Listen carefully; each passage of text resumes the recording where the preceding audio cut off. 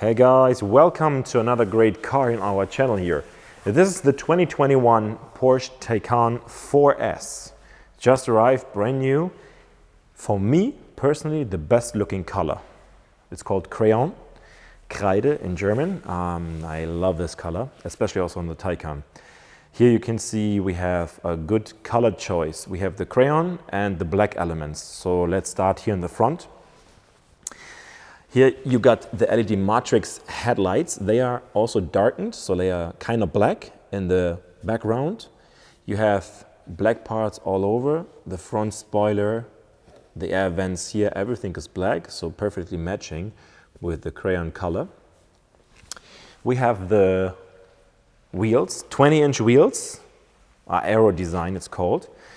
Also black, a lot of black stuff and silver, so we have a kind of B-color design, and of course the red brake calipers, which is a nice element, and you'll find it in the interior as well later.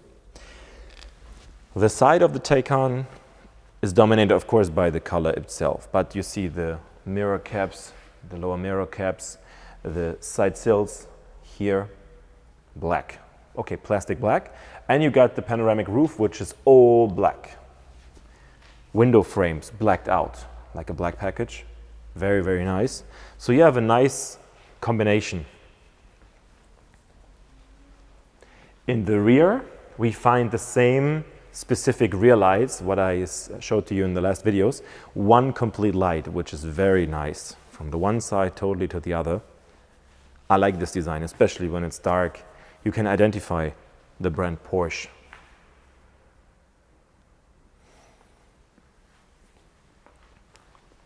Let's take a small look in the inside.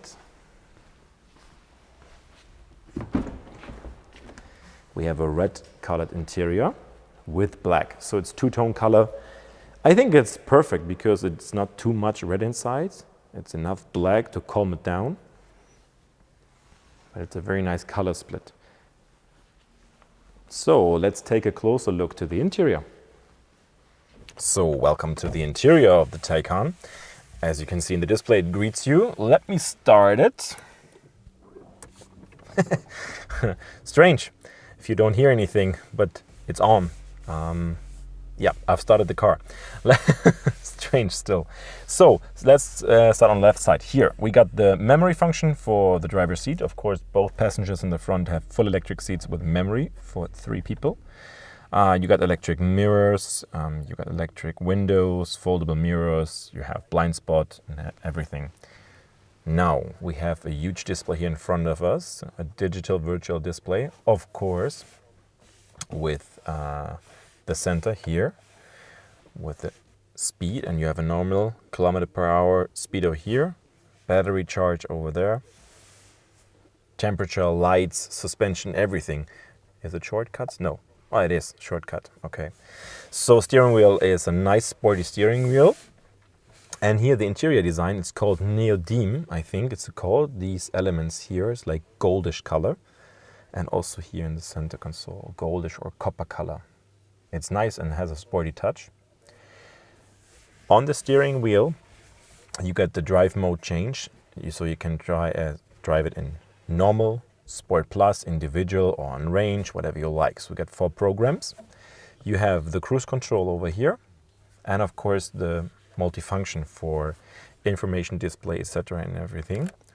Loud or quiet for the radio, navigation, etc. You can see everything here. I have a head-up display, which you are not able to see from your side, but I can see what I'm allowed to drive and how fast I'm driving. Now the range is 322 kilometers. I think it's now 88% full, so if you drive, I guess realistically with such a car, if you don't do it pedal to the metal, you get like between 350 and 400 kilometers. Realistically, that's what I think. Let me just go into the system over here. So that's the system of the Taycan. In this case, we have a passenger display, so even the passenger can go through the menu. I don't know if it's necessary or not, but it's a nice gimmick. If I go like on the car, drive mode, chassis, electric sport sound, I put it on, but you are not able to hear it on the video. Recuperation chassis, that means the suspension, drive mode. You can also do it on the steering wheel, but it's also possible here. You have the assistance, lane assist, lane change assist, parking assist, everything, trip and comfort. Adjust the ambient lighting, for example, color, lemon green. We in Hamburg, we like blue. Well, it's visible to see over here. You can see it a little bit. Can you see it? It's blue now. And so you can adjust everything here on the menu. Settings, charge. So you see 88% it's full, and we have now 322 kilometers of range. So if it's full, it's maybe 360. But realistically, if you don't drive, like start and turn it off like in the car dealership, it's a different range. More, I think. So we got climate control as well. Now it's off. Can I turn it on? Yeah. Now it's on. Climate control, pre-cool and preheating. Then you got, what else we got? We have devices, so you have like Apple CarPlay and Android, service updates, manual, and of course the camera. Let me just push the camera. Here, you got the camera as a surround view, as you can see. All is on touch here. And the sides, so if I turn the wheel, you will see it, of course. So everything is on board, the top view camera. Navigation, of course. Is it zoom? Oh, it is actually, where we are. Yeah, there we are. Very nice. So you got park distance control in the front, park distance control in the rear. You got the camera, the parking assist, so you're safe with the car in parking. Climate control is for the front seats separated, so everybody can adjust its temperature. You have heating for the seats in the front and also cooling for the seats, what I really like. So everything is set in the menu over here or here. You can adjust it here or here. So you got 3 displays to work on. Whatever is your favorite, you can use. You have 2 cup holders, illuminated also. You can see it here, very, very nice. Red center console. You can open the center console as well. You have a USB and USB-C port over there and also a socket. The car is equipped with a chrono package, so you have a lap time trigger over here if you want to do so, but that's the sport chrono package. You have a big panoramic roof. This panoramic roof, let's have a look. It's a huge panoramic roof, but it's fixed, so you cannot open it or even tilt it. It's not possible. It's fixed. On the headrest, you can see the Porsche symbol, the Porsche sign. All headrests have it front and rear. It's an extra option actually, but very nice. I think it's a must-have. The car is designed to be like a 4-seater. I like to call it 4-seater. It's 5 people fitting, but in the back is not that much space, so I would consider it as a 4-seater.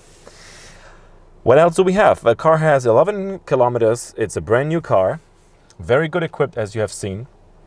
And I will show you a quick look to the back seats, and then I'm gonna show you both trunks. So welcome to the back of the Taycan. As you can see, I have good space, but also I'm not very tall. But even a bigger person in the front could get backwards and still have space. Very nice actually. But this is now why you see that I'm declaring it as a 4-seater, because somebody in the middle would have not as much space as needed, I think. And also we have a center console. Check. Here we are with a cup holder. Pretty okay. Yep, I think it's good, and the panoramic roof makes a nice view to the outside. Now let's move to the trunks. So let's look at the first trunk of the Taycan. Electric tailgate, of course, so not that bad, to be honest. We got the charging cable over here. You can take it out, of course. You got some small space under here. Well, but so far it looks pretty good.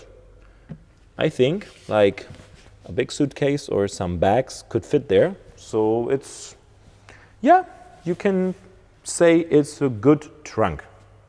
Middle-sized good trunk. Let's take a look at the front now. So let's look at the front.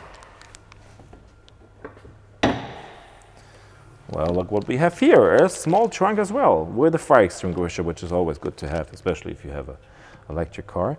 Yeah, well, I mean, at least one big bag can fit here. So in combination with the rear trunk, it's, I think, suitable for most of the people who are traveling or with the luggage.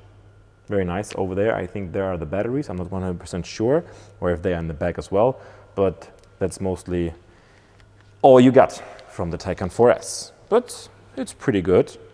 And I think it's, to be honest, from all Taycans, it's the best choice of engine. It's powerful enough with, I think, the highest output of the car is 570 horsepower with the boost. So, but in general, you have the four-wheel drive, and it's not the most expensive. You got the smaller ones, which are, I'm not sure, rear-wheel drive, doesn't make sense. You got the Turbo and Turbo S, but they are much more expensive. So I think if you're looking for an electric car with a good range, for a good price, with a four-wheel drive also, I think the Taycan 4S is the engine to go.